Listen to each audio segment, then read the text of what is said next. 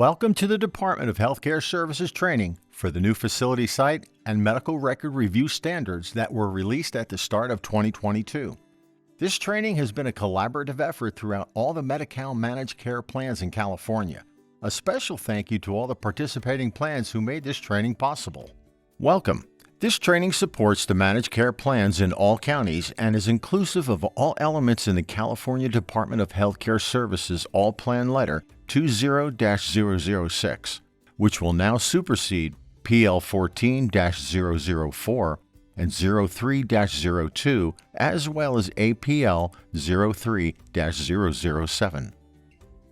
DHCS has updated the FSR and MRR standards and criteria to reflect current guidelines of professional organizations such as United States Preventive Services Task Force, or the USPSTF, the Centers for Disease Control, or the CDC, and American Academy of Pediatrics, AAP. During this presentation, you will hear references to the Staying Healthy Assessment, SHA, which is DHCS's version of the Individual Health Education Behavioral Assessment, IHEBA. The agenda for this training is as follows. We will be discussing format changes and documentation changes. There are no updates to the coordination component of the standards. We will be going in-depth for pediatric prevention and adult prevention. For our OB-PCP providers, we have provided a downloadable presentation for your convenience, along with a resource guide with clickable links.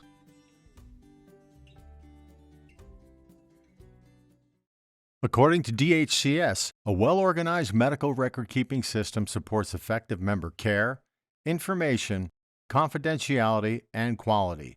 Newly added criteria will be described in the following slide.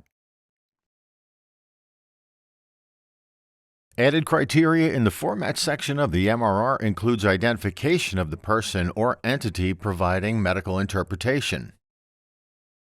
DHCS has historically required MCPs to review and document the primary language of members.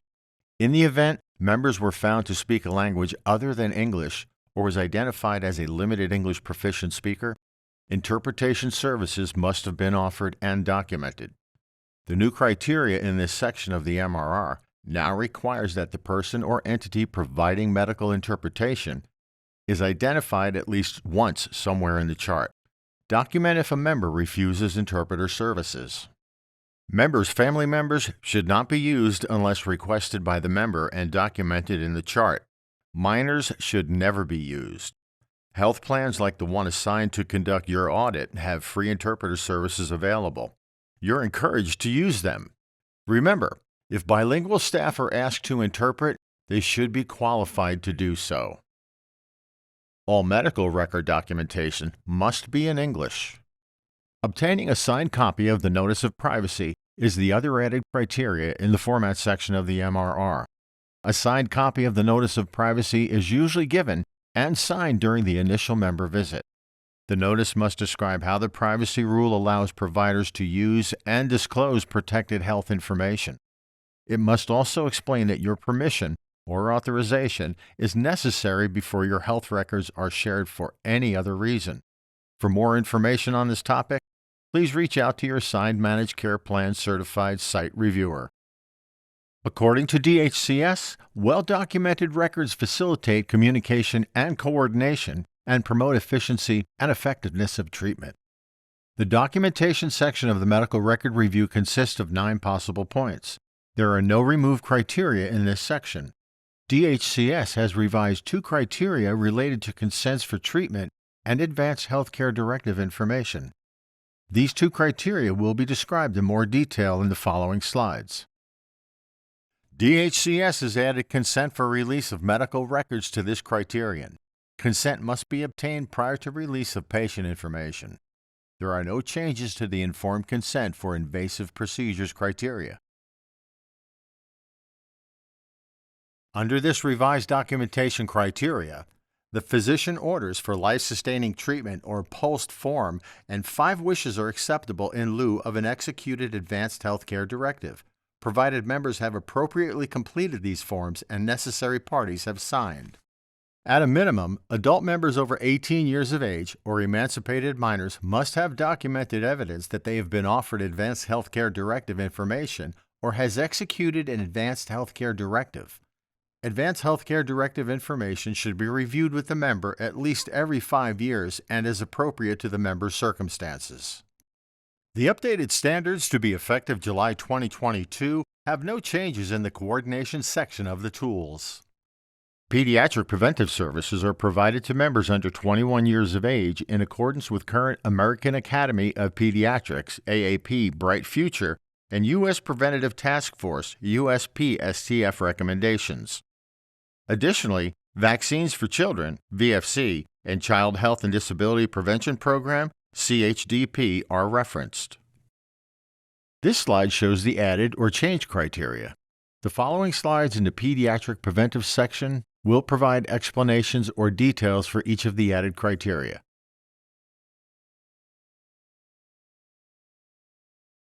Alcohol use disorder screening and behavioral counseling is for all children 11 through 21 years of age and reviewed at each well visit.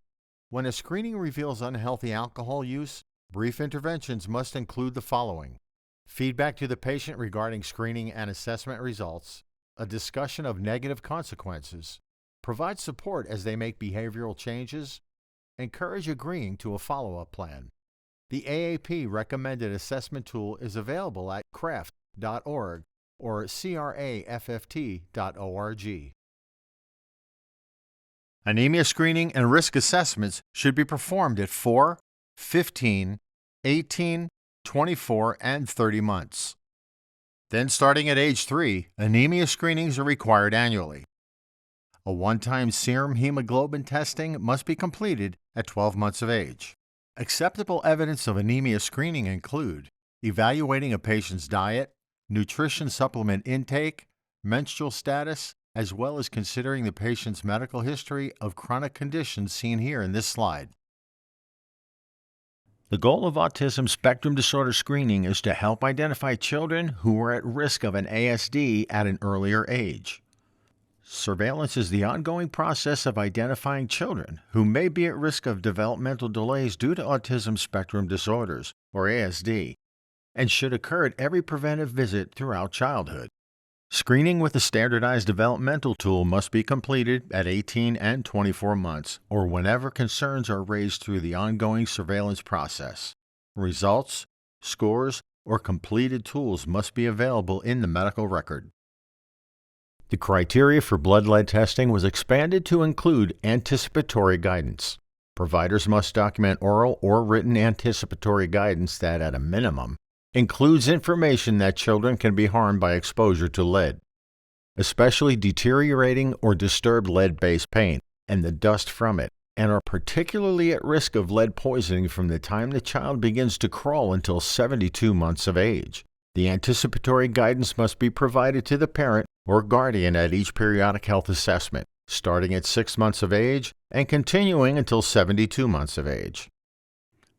The California Department of Public Health's Childhood Lead Poisoning Prevention Branch, CLPPB, issued guidelines which include minimum standards of care a network provider must follow when conducting blood lead screening tests, interpreting blood lead levels, and determining appropriate follow-up. Managed care plans are tasked with ensuring their network providers follow the CLPPB-issued guidelines.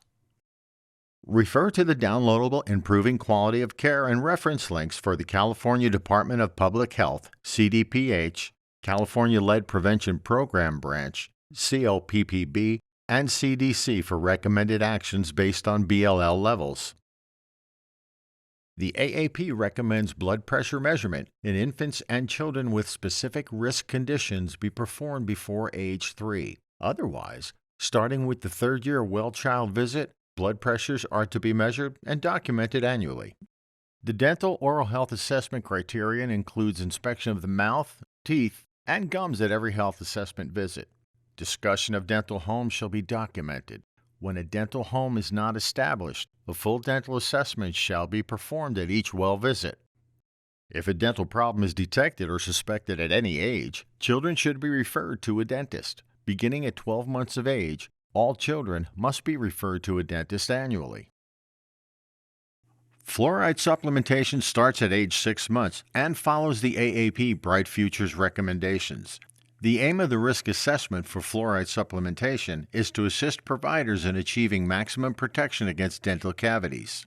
Sources of fluoride include drinking water, infant formula, fluoride toothpaste, prescription fluoride supplements, fluoride mouth rinses, professionally applied topical fluoride, and some food and beverages. The AAP and USPSTF recommends that primary care clinicians apply fluoride varnish to the teeth of all infants and children starting when teeth erupt. Documentation of seeing a dentist without specific notation that fluoride varnish was applied at the dentist office does not meet the criterion. Depression screening starts at age 12 and annually thereafter. Must be completed using a PHQ-2 or other approved tools. The Staying Healthy Assessment, or SHA, is not an accepted tool for depression screening. If a member presents with suspected depressive symptoms, the PCP must take measures to ensure appropriate interventions are taken. The American Academy of Pediatrics has added 2 topics to be discussed with your adolescent members. The first one is suicide risk screening. Starting at 12 years old, screen for suicide risk at each well visit using one of the following tools: the Ask Suicide Screening Question, ASQ, or PHQ-9, modified for teens, or PHQ-9A. There are other validated screening tools that consist of 3 suicide-related questions. 1. Thoughts of death. 2. Wishing you were dead. 3. Feeling suicidal within the past month. If any of the above gets a positive response, make sure to refer the patient at risk to behavioral health. More information will be given as AAP finalizes their guidelines. In addition to adolescent depression screening, maternal depression screening has been added to well-child visits. Since a mother's mental health directly affects the infant's health, when infants are brought in by their biological mother at the 1, 2, 4, and 6-month visits, screening for maternal depression should be completed. If maternal depression is identified, referring the mother and infant for treatment is the necessary next step. The Edinburgh Postnatal Depression Scale, EPDS, was developed to assist health professionals in detecting mothers suffering from postpartum depression, or PPD. Other screening tools include the PHQ-9.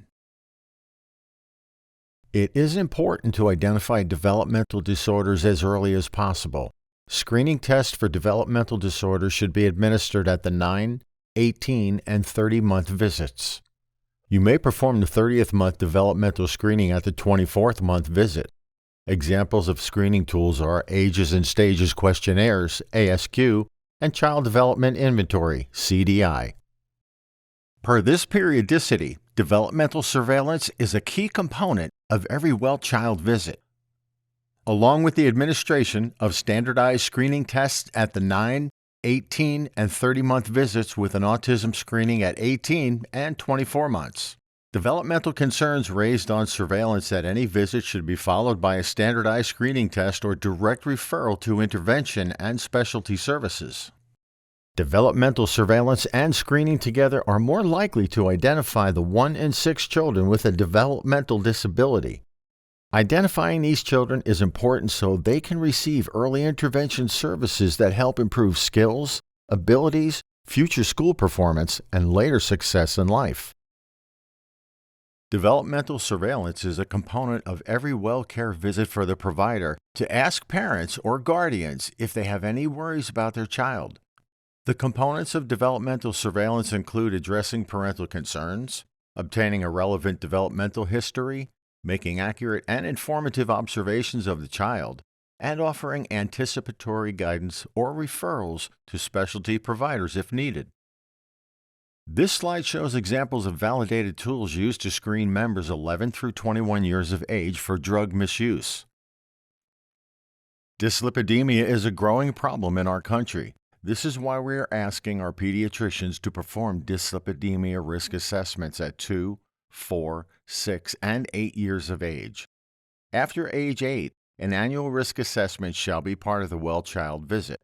Risk factors include family history of cardiovascular disease in a parent, grandparent, aunt, uncle, or sibling, or assessing the child for childhood-adolescent obesity, hypertension, diabetes, or tobacco use. Furthermore, between ages 9 through 11 and again at 17 and 21, a lipid panel is required to be ordered and documented. Non-audiometric screenings, such as gathering of birth, family history, child's history of ear infection, and the signs and symptoms of hearing loss, shall be performed at each well visit from newborn to age 21. Pediatrician should confirm that the newborn audiometric screening was performed using a newborn hearing screening at the hospital or at a specialty facility. Audiometry evaluation with an audiometer at the primary care facility will start at 4 years of age and includes follow-up care as appropriate.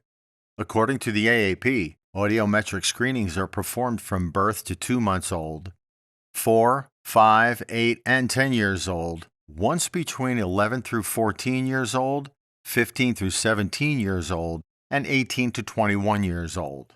A failed audiometric screening is followed up with a repeat screening at least 2 weeks and no later than 6 weeks after the initial screening. If the second screening also fails, the primary care provider must make a referral to a specialist. Although we are in a pediatric section, we would like to discuss young adults 18 through 21 and Hep C screening. Not to leave out those providers designated as family or general practice seeing all ages including pediatrics through adulthood. Per AAP, all individuals 18 and older should have screening documented for risk of hepatitis C, HCV. If risk is evident, order the appropriate lab test between 18 and 21. If risk is not evident up through age 21, the member's adult provider must have at least one test by age 79. An HIV assessment shall be completed at each well-child visit starting at age 11. It is critical to discuss sexual health and risky behaviors with our adolescent population. Testing for HIV once between the ages of 15 and 18 have been added while making every effort to preserve confidentiality of the adolescent. Some risk factors of HIV infection to consider include sexual activity, injection drug use, or being tested for STIs. If any of the risk factors are present, test for HIV and offer pre-exposure prophylaxis, or PrEP. An annual reassessment is important to determine subsequent HIV testing needs and to determine any other risk level. Psychosocial behavior and emotional disorders are common and often undetected and therefore not treated. The cited AAP publication lists the following statistics. 37 to 39% of children in the U.S. will have a behavioral or emotional disorder diagnosed by 16 years of age. Evaluation and promotion of optimal child development and well-being within the context of the family is an important step to identify concerns. There are several screening tools such as ACES, PSC, SDQ, SWYC available for use in the pediatric office. Documentation of the family and peer dynamics and how the child relates to others is also acceptable to meet this requirement. The goal is to help teens reduce risks and negative health consequences associated with adolescent sexual behaviors. We accomplish this by 1. Establishing alone private time with adolescent members starting at age 11. 2. Discussing sexual health and risky behaviors. 3. Developing a good rapport with your adolescent members by providing confidentiality. 4. Routinely assess if the adolescent has ever, is currently, or is considering engaging in sexual activity. One approach to opening the discussion on sexual behaviors is to review the sexual activity questions found in the SHA, even if the adolescent's response to those questions was no or skip. AAP offers a mnemonic phrase, HEADS, which stands for Home Environment, Education and Employment, Eating, Adolescent Peer-Related Activities, Drugs, Sexuality, Suicide, Depression, and Safety from Injury and Violence, including social media use. Such routine annual activities will promote a positive sexual health. The second AAP topic to screen the adolescent member for is sudden cardiac arrest and sudden cardiac death. Starting at 11 years old, Screen at each well visit and refer to a pediatric cardiologist or electrophysiologist if positive for any of the following: fainting or passing out, sudden unexplained seizure or seizures without warning, especially during exercise or in response to sudden loud noises, any exercise-related chest pain or shortness of breath, or family history of death from heart problems or had an unexpected sudden death before age 50. More information will be given as AAP finalizes their guidelines. AAP recommends all members 11 through 21 at each well visit shall be screened for tobacco use. Tobacco use is the leading preventable cause of death in the United States. Tobacco cessation services have been demonstrated to be both clinically and cost-effective. Tobacco products include, but are not limited to, smoked or electronic cigarettes, chewed tobacco, vaping product use, and/or exposure to secondhand smoke.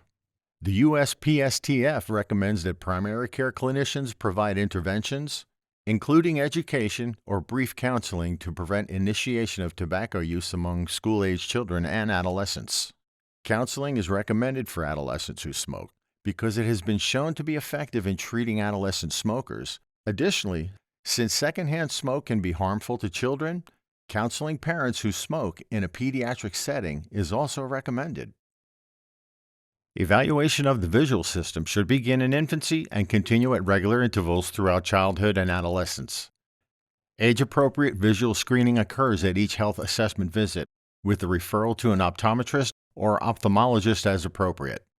Until acuity can be tested directly through eye charts, instrument-based screening, if available, may be used to assess risk at 12 and 24 months through the 5 years well-child visit. Appropriate visual assessments help identify children who may benefit from early interventions to correct or improve vision. Examination of the eyes and visual system should begin at birth and continue throughout both childhood and into adolescence during routine well-child visits. Direct testing of visual acuity can often begin by 3 years of age using age-appropriate optotypes. Children found to have an ocular abnormality or who fail a vision assessment should be referred to a pediatric ophthalmologist or an eye care specialist. Allen Figures chart, Lighthouse picture test, kindergarten eye chart, Landolt C chart, and Tumbling E charts are not standardized and are no longer recommended for use when performing vision screenings. Refer to the downloadable quality improvement information provided with this training. The Adult Preventative section follows the Advisory Committee on Immunization Practices, ACIP, and United States Preventive Services Task Forces, USPSTF. Additionally, referenced in this section will be the Centers for Disease Control, CDC, and the Department of Public Health. References to the Staying Healthy Assessment, SHA, also called Individual Health Education Behavioral Assessment, IHEBA, will be discussed. You will hear these acronyms throughout this presentation. There has been significant additions and changes to the adult section of the MRR. The following slides in this presentation will provide explanations and details for each of the added and changed criteria. Noted areas of the comprehensive physical has called special attention to a dental component not scored, but your reviewer will be looking for a complete organ system evaluation and now must include a full dental assessment. If any physical components are missing, the overall scoring will result in a 0. A review of the organ systems that include documentation of inspection of the mouth or seeing dentist meets the criteria for dental assessment during a comprehensive history and physical. Abdominal aneurysm ultrasound is a one-time screening for men between 65 and 75 who have ever smoked more than 100 cigarettes in their lifetime. It is recommended to perform this screening as early as possible to diagnose and treat a problem as soon as a member enters the high-risk age group of 65. To determine adult alcohol misuse, the SHA-IHEBA may be used to identify risk. Audit tools are available such as Audit or Audit C, and these are expanded tools to assist in identifying members who may need behavioral intervention. After determining behavioral intervention is needed, a clinician shall either provide 3 15-minute counseling sessions or refer to behavioral health, followed by the reevaluate annually. The downloadable quality improvement and resource guide will provide valuable links to assist in treatment modality. Although the cervical cancer screening may look the same as previous guidelines, these updated standards have addressed the HPV co-testing for women 30 through 65. Cervical cancer screening can now be performed every 5 years with an HPV test and every 3 years for the same age group without an HPV co-test. Document follow-up for all abnormal testing results. Colorectal screening has now started at age 45 and includes high-sensitivity fecal occult blood test and must be done every 3 years if a sigmoidoscopy was performed instead of a colonoscopy. All else remains the same, with an annual high-sensitivity fecal occult blood testing or colonoscopy every 10 years. Depression screening must be performed at each adult well visit. Screening tools recommended are either versions of the Patient Health Questionnaire, PHQ, and Edinburgh Postnatal Depression Scale, EPDS. The SHA-IHEBA is not an approved comprehensive screening tool, as it only includes 2 questions on mental health. Refer to the downloadable quality improvement and resource guide for more tools and information. For detection of diabetes, members who are in the 35 to 70 age range who are diagnosed overweight or obese should be screened using approved methods such as measuring the hemoglobin A1C, fasting plasma glucose, or oral glucose tolerance test. If the first testing shows a positive result, testing should be repeated using the same method. If the member is still positive, then referrals should be made for behavioral counseling interventions to promote a healthy diet and physical activity. Remember to document the risk assessment performed, tests, referrals, counseling, and interventions shared. Include member refusal of care and the follow-up on any abnormal results. Proper diabetes management is essential. With support from healthcare providers, patients can manage their diabetes, reduce risks for complications, and prolong their life. Refer to the downloadable quality improvement and resource guide for more tools and information. For drug use disorder screening and behavioral counseling, assess all adults at each well visit for drug misuse. Screen by asking for and documenting their drug use history. When using the adult and senior SHA forms, look for the member's positive response, yes, to the drug use question. If a positive response is noted, have the member complete a CRAFT, NM Assist, or DAST 20. Always refer to a county program and/or behavioral counseling when appropriate. This screening has been updated to determine if a low-moderate use of statins should be prescribed. Use all 3 criteria: adults age 40 to 75 years, members with dyslipidemia, diabetes, hypertension, or who smoke, 10-year CVD event risk of 10% or greater. Universal lipid screening is needed to calculate 10-year CVD event risk.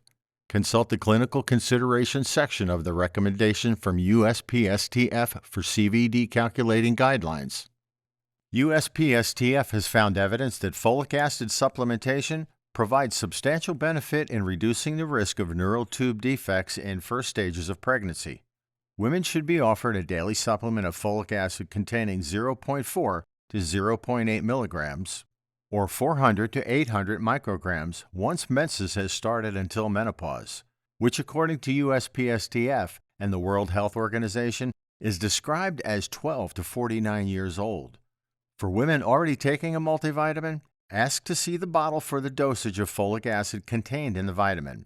If the dosage is sufficient, document in the medical record. Document refusal if a member was offered folic acid supplement. Refer to the downloadable quality improvement and resource guide for more tools and information. It is important to screen all members during each well visit for risk factors of HBV.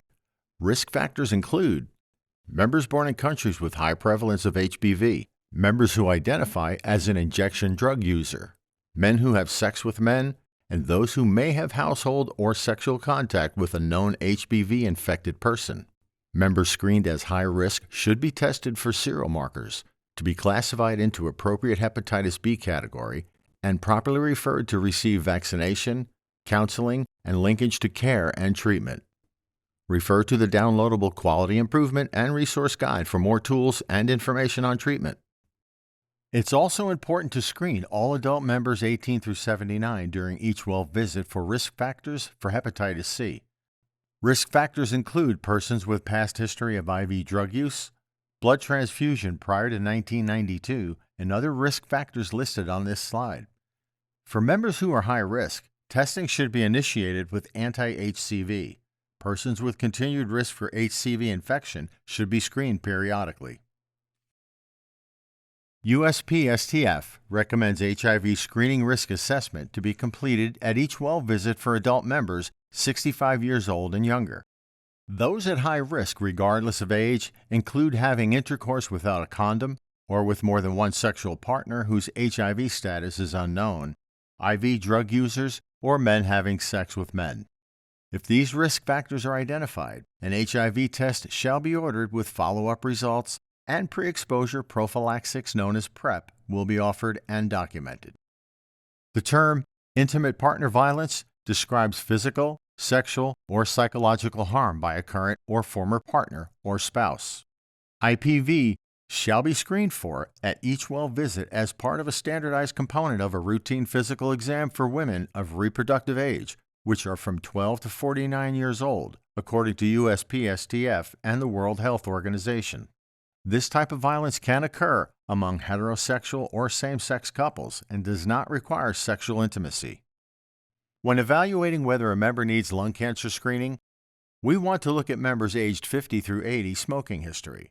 If a member has smoked the equivalent of 1 pack of cigarettes a day for at least 20 years, currently smokes, or has quit less than 15 years ago, a CT scan should be ordered and repeated annually. Screening should be discontinued once a person reaches 15 years of continuous non-smoking or develops a health problem that substantially limits life expectancy or the ability or willingness to have curative lung surgery. Refer to the downloadable Quality Improvement and Resource Guide for more tools and information.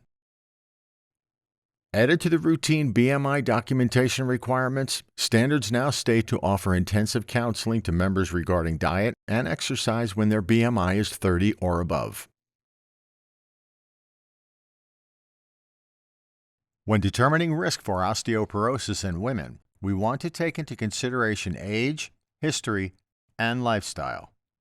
Women 65 and older, or women who are postmenopausal at any age who may have had a family or personal history of hip fracture, smoke, have excessive alcohol consumption determined by the Shah-Ahiba, or low body weight, should have a bone measurement testing ordered, also known as a bone density screening. Risk assessments shall be completed at each well visit. In addition to chlamydia, 4 STI screenings were added to the standards for review. Screen all adults for STI at each well visit. Members identified as high risk between well visits shall be tested annually. For gonorrhea and chlamydia, the following high-risk populations are sexually active women under 25 years old, older women who have new or multiple sex partners, men who have sex with men regardless of condom use, and persons with HIV. Syphilis, men who have sex with men regardless of condom use, and persons with HIV should be screened annually. Continuing with STI screening criteria, we have testing for trichomonas should be completed for sexually active women seeking care for vaginal discharge, women who are IV drug users, exchanging sex for payment, HIV positive, or have history of STDs. Testing for herpes should be completed for sexually active men and women requesting STI evaluation who have multiple sex partners. HIV-positive individuals and men having sex with men who have undiagnosed genital tract infection. Test sexually active men and women with genital symptoms that could be related to herpes. These screenings shall be done at each well visit or as needed until age 65, but continue after age 65 if risk is identified. Members determined to be at risk shall be offered intensive behavioral counseling on use of appropriate protection and lifestyle. USPSTF recommends behavioral counseling in order to minimize exposure to UV radiation for the purpose of preventing skin cancer in persons 6 months to 24 years. Examples to minimize exposure may include sunscreen use, protective clothing, avoiding midday sun, brimmed hats, sunglasses, umbrellas, and staying in the shade. Since tobacco use is the leading preventable cause of death in the United States, screen all adults during well visits for tobacco use. Tobacco products include, but are not limited to, smoked or electronic cigarettes, chewed tobacco, vaping products, and exposure to secondhand smoke. Document current smoking status, past smoking history, and/or secondhand smoke exposure.